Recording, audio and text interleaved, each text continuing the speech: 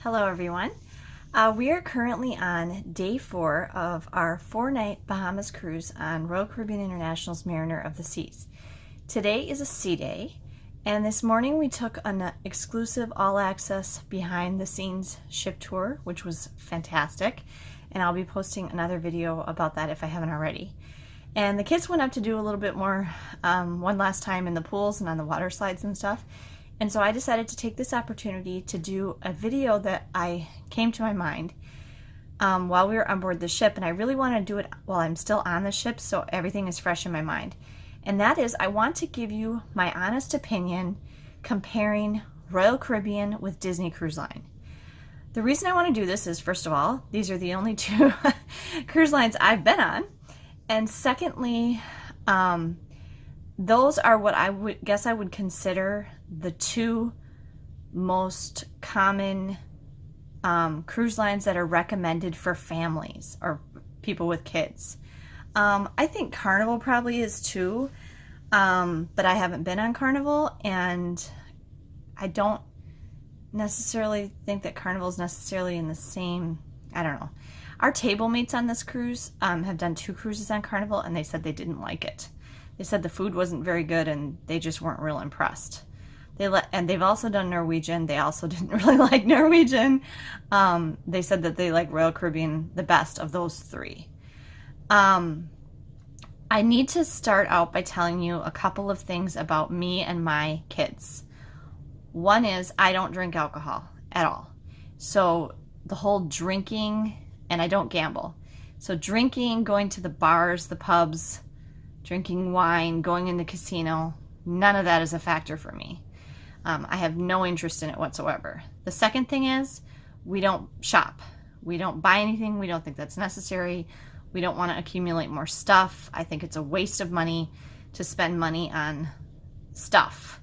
I mean, we got very minimal souvenirs on this trip. To me, the pictures are souvenirs enough. We each got 1 t-shirt, Ben got a keychain, and Megan got a pen. That's it. That's all we bought. On Coco Cay, Disney's private island that we went to, I found the stuff in the straw market there that must be run by native Bahamians. And the mom and our table mate group agreed with me to be pretty cheap, kind of junky stuff, and it was very expensive. So I don't know why anybody would want to buy anything there. And on the ship on Royal Caribbean, it's pretty limited because it's jewelry and wine and cigars and the art in the art auctions and some clothes. I just wasn't real impressed with the shops selection on Royal Caribbean. So unless you're really into buying that kind of stuff, designer purses, I don't know. I don't know why you'd buy that stuff on a ship. When there's other places you could buy those things. So, and then the other thing I want to tell you about me and my family is we're not really very outdoorsy people, and we are not sporty people. We are not into sports at all. We couldn't care less. My oldest son follows sports a little bit, but not like fanatically. And, you know, he doesn't really want to go play sports anymore. I mean, he used to play soccer and tennis, but he really doesn't care at this point. So you kind of need to keep those things in mind about us when I give you my opinions about these cruise lines, because your family may be different than that. Maybe somebody does like to drink alcohol. Maybe somebody does like to gamble. Maybe somebody does like shopping. Maybe you are very sporty, outdoorsy people. So you may have a different opinion than I do because of those factors. Okay. First thing I'm going to talk about is the embarkation process.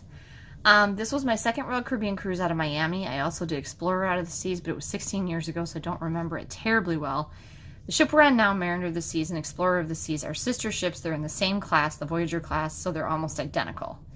I was surprised. Well, I'll get to that when I get to the ship.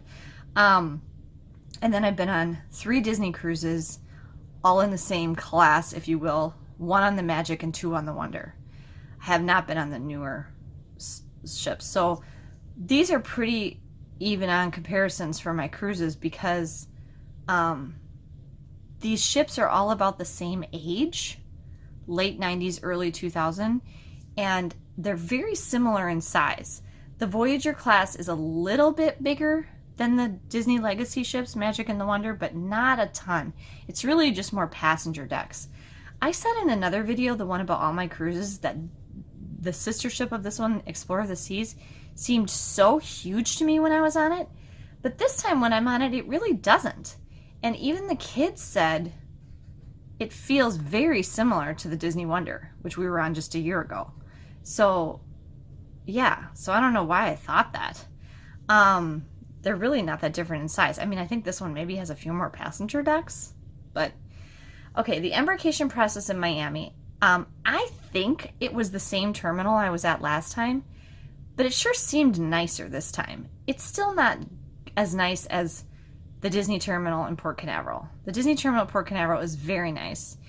And I think we got here for this cruise quite early. We got through the process of like checking in and everything very fast. A bellhop, a red cap or whatever took our bags right out at the curb where the shuttle dropped us off. We got rid of those suitcases right away. We went in and we went through the line and got checked in very quickly.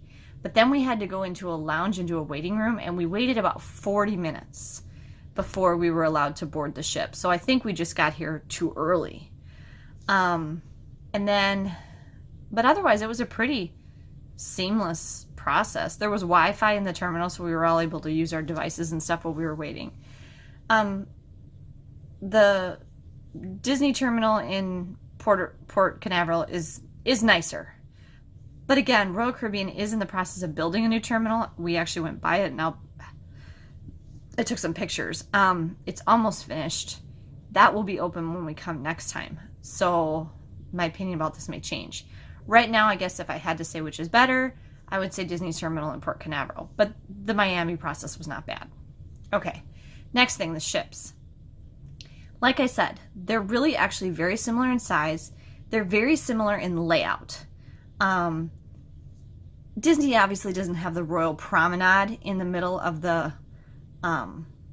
ship like this ship does. But as far as like the public spaces overall, the Disney ships and the Mariner of the Seas and its sister ships really have in number and variety basically all of the same public spaces. There's a big theater, they have a buffet, they have main dining, they have shops, they have kids clubs, an arcade, although I think Disney got rid of all their arcades now. The spa, the fitness center, all the top deck stuff with the water slides and the pools, you know, same general things. Couple of key differences. Something Disney has that this one doesn't is a designated movie theater or cinema. And I love going to the movies, so I really appreciate that. They both show movies on the big screen out by the pool, but that's just not something that I personally care for. I think it's too loud and distracting to sit out there, and during the day, too hot. So I've never done that. My boys did it on the Disney Wonder and liked it fine, but they actually got cold then. It was dark. That was March. But I like that there's a designated cinema or movie theater on the Disney ships. And then they have a library on this ship. And if there's a library on the Disney ships, I either don't know where it is or I don't remember. As far as the theater is pretty equal. Yeah, I think the kids clubs on Disney are nicer. They're more elaborately themed. This is another thing I need to add about me and my family. My kids don't use the kids clubs. The last time one of my kids, they went in there one time on the Disney Wonder for like a half an hour and said they didn't want to go back. They wanted to be with us, with me and Andrew. Andrew went in it quite a bit when I took him on the Disney Magic when he was 4, but he also went to daycare and my younger two didn't. And I think he was just kind of used to that, like used to going with other adults in a kind of setting like that. And I'm going to come back to this with the kids thing.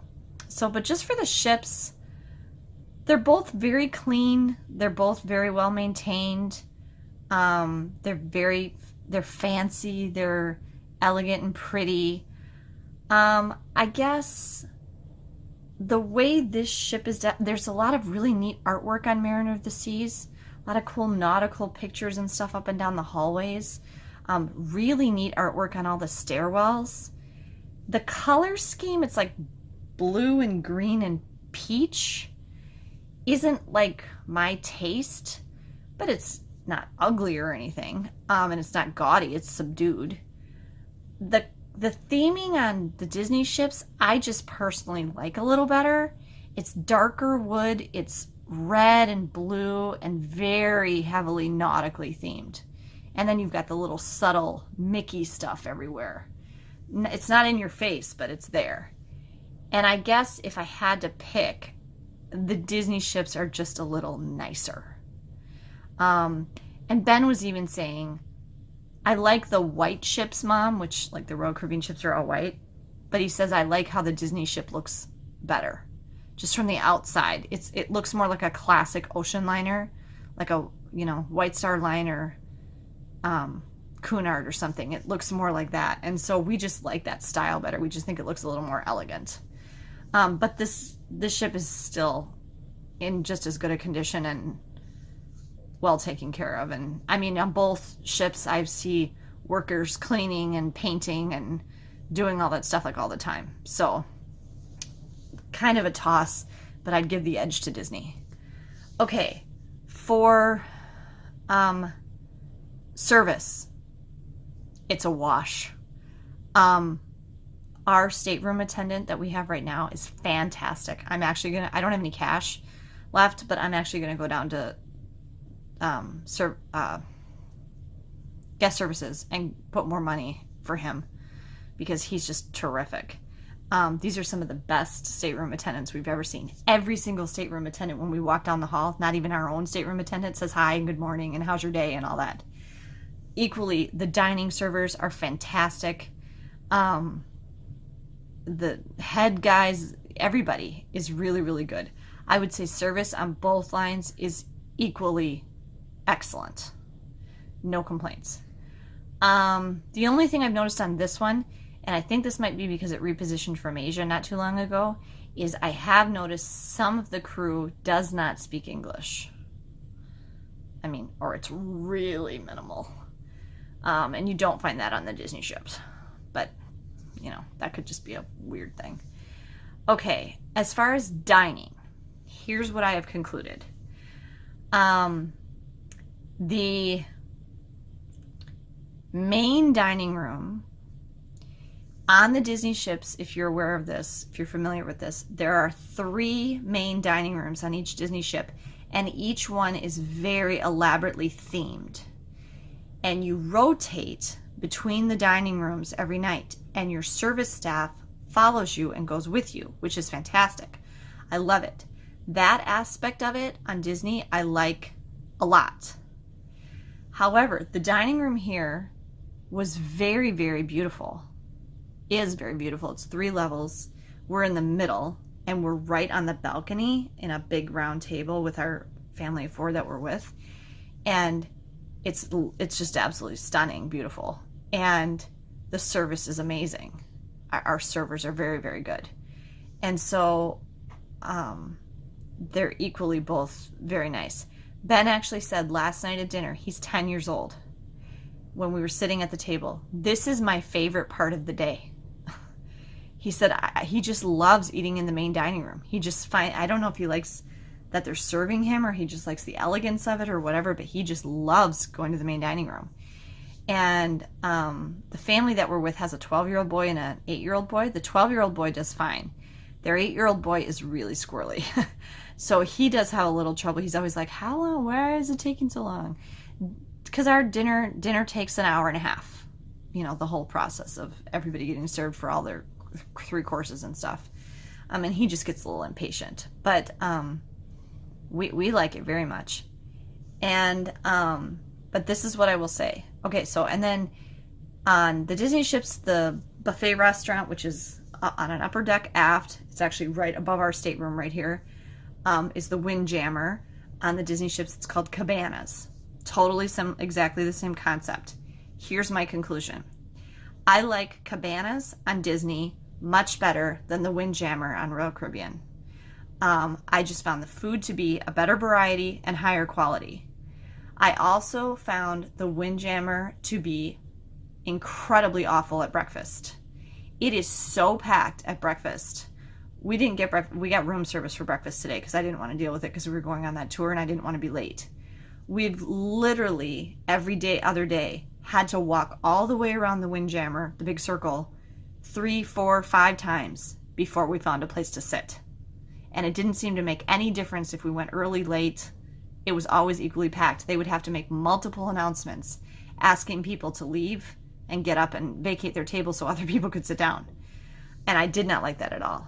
I also think just the visual atmosphere, they're both very pleasant, but I just like it a little better on Disney. And I just found the food in Cabanas on Disney in the buffet is better than the food in the buffet on Royal Caribbean. However, I think the quality and taste of the food in the main dining room on Royal Caribbean is better than in the main dining rooms on Disney. So take that as you will. So you really can't go wrong with either, but it's just like, which is more important to you? The other thing I would say is, interestingly, I realized Disney has more other options. I mean, yes and no. They have more included options that aren't an extra charge. The only thing that's an extra charge on Disney is alcohol, Palo, and Remy. And there might be like a coffee place or something. But there's several extra charge restaurants on here. Izumi, Johnny's Steakhouse, Jamie's Italian, Chop Steakhouse, Jamie's Italian, and I feel like there's another one. But they only really have a couple places to get other included stuff. The Cafe Promenade, which doesn't have much. They make you sandwiches, they have pizza, and they have some desserts and like water to drink. And then there's an extra charge Ben & Jerry's. There's free ice cream / frozen yogurt up on the deck, and there's hot dogs up on the deck, but that's it. Disney has the buffet, the main dining rooms, 3 of them, and they have like a really fresh sandwich salad shop up on the deck, and pizza available always up on the deck, and hot dogs, and unlimited ice cream, and Dole Whip sometimes, and unlimited any kind of beverage, non-alcoholic beverage you want. And that includes at dining, that includes on the top deck. Soda is included. So for what you get that's included, I think that's one of the things where the price of Disney is higher than Royal Caribbean, and that's why. You get more free included food on Disney than you do on Royal Caribbean. There's more options that you don't have to pay anything extra for. Okay, so that's my opinions on dining. Because my kids don't like to go in the kids clubs, I can't give you a fair evaluation on the kids clubs other than appearance from walking through them basically. And just at first glance, Disney's are far superior just because they're themed better and Disney does kids and they know exactly what they're doing. I can't give you an opinion on that. Our table mates' kids also don't go in the kids club, so they can't tell me anything about them either. Here's something though that Disney gets that Royal Caribbean doesn't.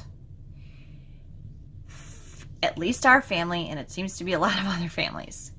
Families going on vacation want to do things together, okay? They don't want to all split up. I mean, maybe some do, or maybe they want to do it some of the time. But especially on a shorter cruise like this where it's only 4 nights, you're going on vacation to spend time together as a family, okay? And this is my little bit of one thing that I do not like about Royal Caribbean. if your kids aren't going to go in the kids clubs, Royal Caribbean has basically nothing to do as a family other than eat or go in the pool. That's it. I mean, we played Scrabble yesterday in the library, but I'm gonna get the cruise compass for you. Hold on. Okay, this is today's Royal Caribbean cruise compass. Notice over here, these are just kind of announcements, and they're basically all shopping related. And that's pretty big print, and there's quite a bit of white space here. This stuff over here is just like the forecast, some helpful hints for today, okay? And then inside, this is all shopping related again, so none of that is relevant to me. And then there's some highlights of things to do, but again, pretty big print. This is when everything on the ship is open, the hours. This is the port agent information for the next port we're going to be in. And this is when places that you can eat are open for breakfast, lunch, dinner, specialty dining, and snacks. So this is when everything is open, their hours, okay? This back, so from here to here and just to here, is the whole schedule of all the activities on the ship for today, okay? On Disney, this entire center section, all this is activities, is a schedule. The best thing I could compare it to you is a timetable in a TV guide. That's what it looks like on a Disney ship. This entire middle 2 pages is in tiny print in a grid that covers the whole thing, all the activities that you can do, and almost everything you can do as a family, parents with kids. And they even have it divided up by age group.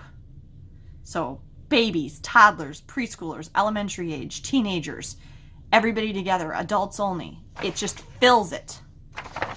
And this is all there is for Royal Caribbean, okay? So the first 2 days we were fine. One of the things I look forward to when I go on a cruise is getting this at night. They lay it on your bed when they turn your bed down at night while you're gone to dinner. And when you come back, this is for the next day, is laying there. And one of the things I look forward to is this, and I like to look and see, oh, what are we going to do tomorrow? When we got this the night before last, not this one, but the one before it, on Tuesday night for Wednesday, there was not a single thing that I wanted to do. Not one. There wasn't a show I wanted to go to. It was a tribute band with like heavy metal rock and stuff. They have 2, maybe 3 movies on this whole cruise that they just keep showing over and over. 2 of the 3 that I wouldn't want to see, and 1 that I've already seen. And I mean, there was nothing. I actually was almost in tears when I got that, because I was like, what am I going to do all day tomorrow? Because it was Nassau and we weren't getting off the ship. We'd basically already done everything. We'd done the sky pad, we'd done the water slides, we'd done the pool, we'd done we did laser tag, we'd gone to 2 shows, the ice show and the other main stage show that was on Tuesday night. We'd walked everywhere. I was literally like, kind of like, what the heck are we going to do tomorrow? And today is sort of the same, but it's actually filling up because that tour took our entire morning and we didn't actually eat until almost 1. So today's actually going by pretty quick, but there's really nothing for families to do together, and Disney really has that down. They have just a ton of games and game shows and karaoke. Megan's devastated. There's been no karaoke on the ship. The only karaoke they have is adults only, and so she doesn't get to do it. I mean, they have drawing classes and napkin folding and towel folding and sing-alongs and character opportunities, and I mean, just everything about the activities on the Disney ship is better. And it feels like the whole cruise kind of is unified and like it all ties together in a logical way, if that makes sense. And I mean, I guess here's the thing that I really noticed. On all of our Disney cruises, there are so many activities to choose from, and they're all so good. You cannot possibly do everything you want to do. I mean, I would be sitting there circling forever all the things that we would want to do, and we would have to pick and choose from all the things we wanted to do because so much stuff was held at the same time. We had no free time really to speak of because it was filled with stuff. On this ship, we've had several times 1, 2, 3 hour chunks of time where we have nothing to do. And yesterday we spent about 2 hours sitting here in the stateroom watching TV and just resting because there was nothing to do. And you know, we've spent a lot of time walking around the deck. We played shuffleboard yesterday. I mean, we just kind of, you know, aimlessly trying to figure out stuff to do. And so if you're not into gambling or shopping or sporty stuff, you might get a little bit bored on Royal Caribbean, I'd say. But if you really just want to relax and sit in a chair and sun yourself or read your book, this might be perfect for you. So I'm actually thinking that, and here's the thing that I would say. I was thinking when I decided to make this video, when we got off every Disney cruise I've gotten off, and I remember this very distinctly from our last one last year, when we got off, we were already thinking, how soon can we go on another one? It got better the longer we were on it, and we couldn't wait till the next one. And we were like literally going home and looking at the calendar trying to figure out how soon can we go on another Disney cruise. On this cruise, except that I already have one booked for a year from now, and I really want to still do that because I want Andrew to be able to come along with us and get that experience, and I just am not seeing how we're going to. Megan especially really wants to do something with Andrew. And because our spring breaks don't line up, the only time we can do it is in the summer, and I already have that one booked, and we can't afford a Disney cruise in the summer. They're way too expensive in the summer. I couldn't even do just Ben and I. And so because of that, I'm going to keep that one, and we already kind of have planned out what we want to do on that and everything. It's on a different ship in the same class, but it's the same exact cruise otherwise. And so it'll be a little different ship for me and Megan and Ben, and we've already decided, you know, Coco Cay's new stuff will be finished by then, so that'll be something to look forward to. And we've already decided we want to go back to Atlantis, to Aquaventure Water Park when we go to Nassau again. So we do have some different things to look forward to on the next one. But other than that, I don't think I personally would choose to go on Royal Caribbean again. Not that there's anything wrong with it, but just as far as, because it's me traveling with my kids and I want and need things that we can do together, I would just prefer to go on Disney. So unless we're going someplace that the ports or the itinerary is something specific that we know we're going to do stuff there. Like if we go to Alaska or we go to Northern Europe or something, or Ben's been wanting to do a California cruise, which we'll probably have to do on Princess. I would rather do Disney over any other cruise line, I think, if my focus is going to be time on the ship. Does that make sense? Because they just do that really well for groups of families trying to do things together. If you know of another cruise line that is good about that has a lot of activities, because we don't like to be bored. I mean, we like to relax, but we also don't want to be sitting here and like wasting our time. You know, I didn't need to spend the money to just sit here. So I really think I want to stick with Disney unless I'm going on an itinerary that the itinerary is more important to us than the ship. I missed something. The private islands, very similar. Castaway Cay is physically bigger than Coco Cay. I mean, you could see all of Coco Cay when you were looking at the ship we were anchored off, and you could see the whole island. Castaway Cay is bigger. They're very similar stuff to do. However, again, Disney's better. Castaway Cay is better. A couple things that the theming's better. It's better maintained. They have the bikes and like more watercraft and stuff. And again, they have different areas for different age groups and stuff. Coco Cay was fine, but all we did was we got a beach umbrella. We sat in the chairs. We went swimming in the ocean, and I don't think we were there 2 hours, and my kids said, this is boring. So we came back to the ship. We were back to the ship by lunch.